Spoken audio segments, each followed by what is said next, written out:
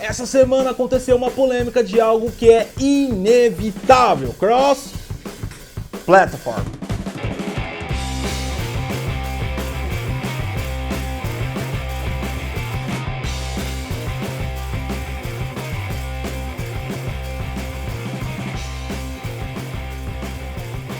Fala, galera do Geek!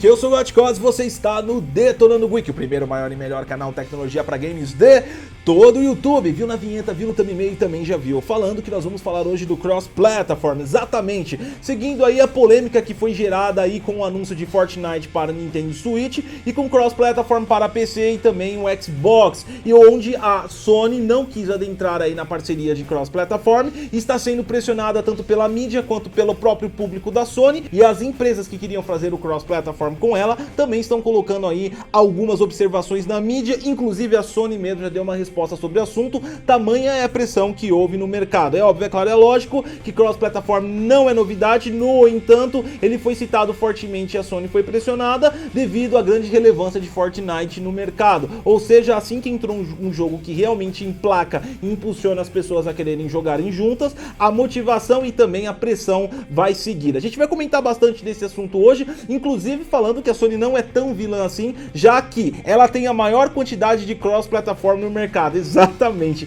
uma informação que talvez você não saiba. A gente vai abordar tudo isso no vídeo, vai ser uma informação bem legal, bem bacana, e a gente vai trazer aí pra você bastante informação. Então, já deixa o seu like aí, se inscreve no canal e compartilha também, isso ajuda a gente a crescer cada vez mais. Outra coisa importante que eu queria dar um recado pra vocês, por gentileza aí, dê uma clicada aí nos nossos parceiros do canal, que tá no link na descrição, e também participe do nosso sorteio do óculos gamer do canal aí também. Tem um link lá do Estúdio Geek, que fornece as roupas e também cenário aqui pra gente do estúdio. Tem itens bem interessantes lá, se você quiser dar uma olhada. Qualquer compra que você faz no Estúdio Geek, você também ajuda o canal. É isso aí, obrigado e vambora! Nessa E3 de 2018 nós tivemos centenas de jogos lançados, nós tivemos até o anúncio do Project Scarlet, que eu falei aí no vídeo, acho que antepassado aí. Ontem eu fiz um vídeo também com o assunto da E3, que foi sobre os gráficos, e na semana da E3 não para de ter assunto. Vamos lá então, pra gente desmistificar isso daí, realmente definir que cross-platform não é algo do futuro, já é presente e realmente é inevitável, e qualquer ação, por exemplo, como a da Sony, é simplesmente temporária, uma hora vai ter que ceder para que isso aconteça. A gente vai falar que já existe mais de 60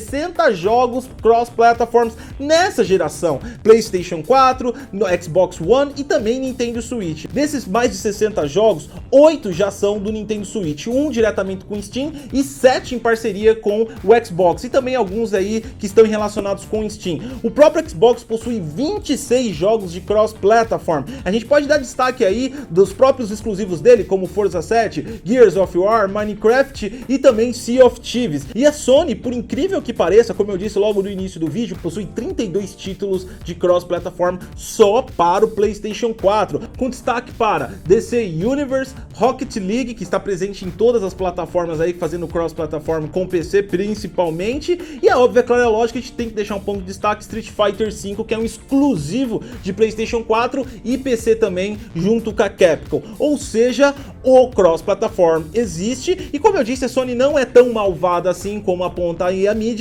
Por quê? Porque ela é a maior impulsionadora de cross-platform hoje com número de títulos. No entanto, a maior não quer dizer que seja a mais esforçada a fazer o cross-platform.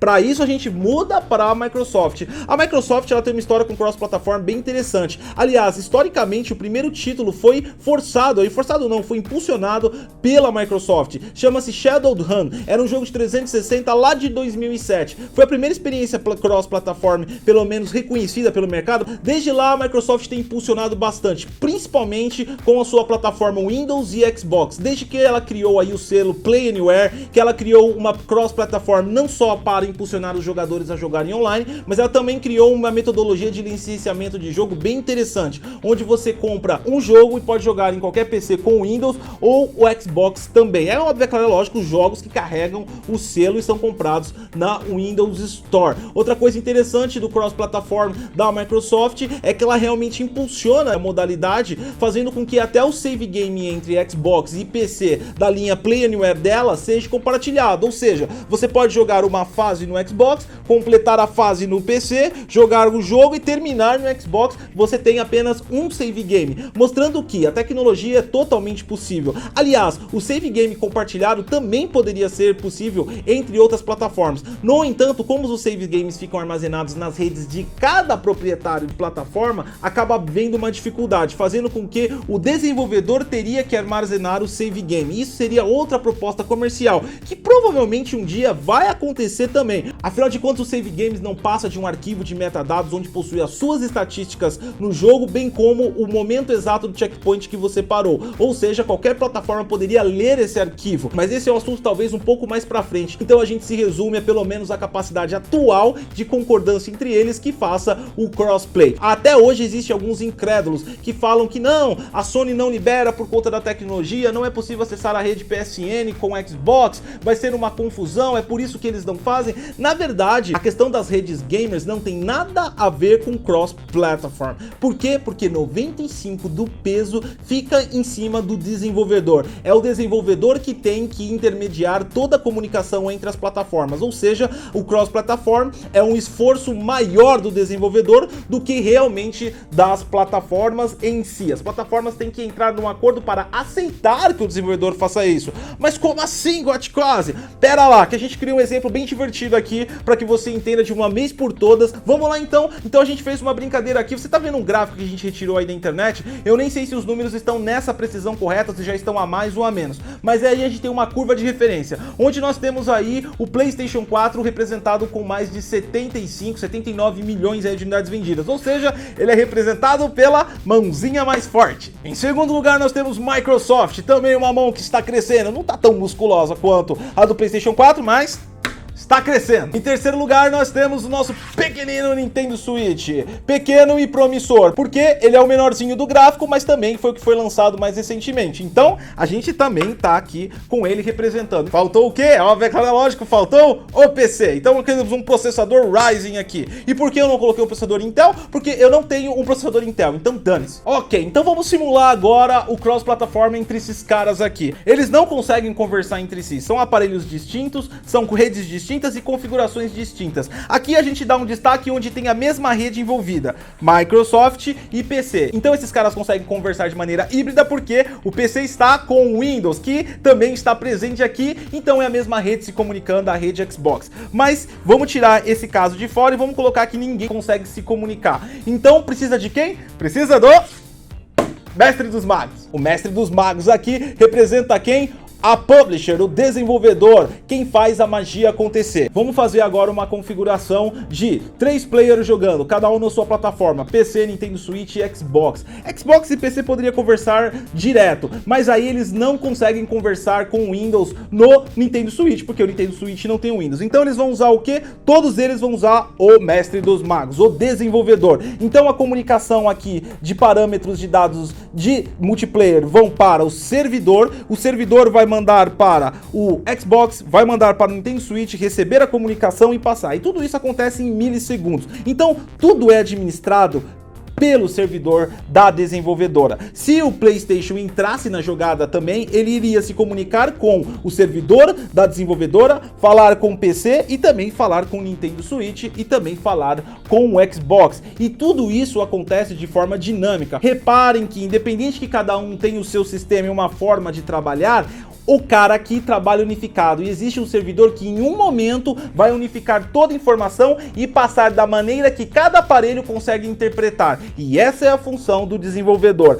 As redes aqui, PSN, Xbox, Nintendo Switch Online e também Steam, caso do PC, elas simplesmente são um intermediário, então o cara só se autentica por ela. Na hora que ele se conecta ao servidor, ele está conectando a esse servidor, mas você não está mais na Xbox Live, você não está mais na PSN. Eles são apenas intermediários, eles te autenticam e te enviam para... Entende agora porque é possível tecnologicamente a gente adequar qualquer jogo em um crossplay? É só uma força de vontade, tanto dos fabricantes dos aparelhos, como também do desenvolvedor. Agora a gente vai falar um pouco da posição da Sony em relação a tudo isso aí que está acontecendo. Vamos lá então. A própria Nintendo fez um comunicado e, na minha opinião, o mais sensato de todos sobre a polêmica gerada. Ela disse mais ou menos assim, de forma mais grossa, que eu vou falar: cada fabricante é responsável pelo seu, eu não tô nem aí. Se quiser ficar comigo, eu estou aceitando, nós abrimos nossa plataforma para que os players interajam. Se não quiser, flores, eu não tenho que falar sobre o aparelho dos outros. Basicamente foi isso que a Nintendo fez. Do lado da Microsoft foi um comentário do Phil Spencer, onde lamenta aí a impossibilidade dos players não poderem aí se conectar a todas as plataformas, mas que a Microsoft tem impulsionado e ele respeita a posição comercial que a Sony fez. Ou seja, ele pegou e foi um pouco delicado, mas também jogou a merda no ventilador falando que é comercial. A Sony não quer perder dinheiro e é por isso que ela não quer abrir aí o cross-plataforma. Do lado da Sony, ela se pronunciou também e falou que está aberta ao feedback da comunidade PlayStation para o que for. E ela também disse que dentro da rede que possui mais de 80 milhões de players que podem se comunicar entre si. Ou seja, vocês podem se comunicar na rede PlayStation, então não exijam mais nada. E também ela falou que é verdade, como nós falamos aqui, que eles possuem aí crossplay para PC e também mobile. Ou seja, a Sony não está disposta a fazer o crossplay único e exclusivamente com consoles, o que no caso do Nintendo Switch pode parecer até um erro. Na minha opinião, talvez seja um erro se ela não tiver planos maiores. Por quê? Porque o Nintendo Switch, e olha que estou falando agora de perfis, uma pessoa que possui um Xbox One ou um PlayStation 4 e adquire também o Nintendo Switch, dificilmente ele vai vender a plataforma anterior dele para ficar apenas com o Nintendo Switch. O Nintendo Switch acaba sendo aí um console secundário desse perfil de player. Dessa forma, o Nintendo Switch não é um concorrente direto da Sony, nem aqui nem na China. Enquanto o Nintendo Switch aí luta bravamente para incluir AAAs dentro da sua folha de catálogo, a Sony e a Microsoft, os AAAs são obrigatórios. Se não aparecer um AAA dentro do console, literalmente ele já começa a ser chutado para fora. Ou seja, os conceitos são outros. A Nintendo tem uma vertente completamente diferente em relação a jogos, a experiências, a possibilidades, e não caracteriza uma concorrência direta à PlayStation 4. Portanto, talvez fazer um cross-platform com o Xbox possa ser comercialmente ruim para a Sony, mas talvez com a Nintendo não seria tão ruim assim e também alegrar a galera pra caramba. Então pode ter sido uma decisão aí ruim que a Sony tenha tomado. No entanto, a gente não sabe qual o planejamento da Sony para o futuro, para o PlayStation 5 e para a nova família PlayStation que possa surgir. Por quê? Porque a Sony não aceitou o EA Access dentro dela e todo mundo sabe qual é o motivo. O PlayStation Now, apesar de ele não funcionar aqui no Brasil, o PlayStation Now é vivo e vive muito bem lá fora. Mas vamos lá então, o que a Sony tem a perder em não liberar o cross-platform para os consoles, para os outros consoles? Funciona mais ou menos assim, é uma estratégia mais comercial e a gente não sabe baseada em quê, porque nem a gente no trabalho da Sony não tem noção do que ela planeja para o futuro. Mas a Sony pode estar pensando da seguinte maneira: o que acontece, por exemplo, se você tem uma loja desse lado aqui e você tem seu concorrente fica desse outro lado aqui, você está no centro, no lugar mais privilegiado onde passa mais pessoas, que é o caso da Sony hoje como é líder de mercado. Então ela tem maior quantidade de fluxo de pessoas aqui neste comércio. Este comércio também está crescendo, emergindo e criando aí os próprios produtos dele também. A gente vai representar esse cara como se fosse o Xbox. Agora, você imagine se esse cara tem a brilhante ideia de entrar em contato com o terceiro cara, que é o fornecedor. Ou seja, se você fabrica um produto, tem um fornecedor aqui, e o fornecedor abastece tanto esse quanto esse. E aí ele fala: cara, eu sei que você tem esse produto e eu sei que eu tenho esse produto, mas o nosso fornecedor pode estar nas duas lojas, mas se o meu fornecedor estiver nas duas lojas, o que acontece? A minha comunidade vai se comunicar com a comunidade da outra loja. E se eu moro aqui, eu não preciso mais ir até o centro para buscar produto. Eu posso buscar o mesmo produto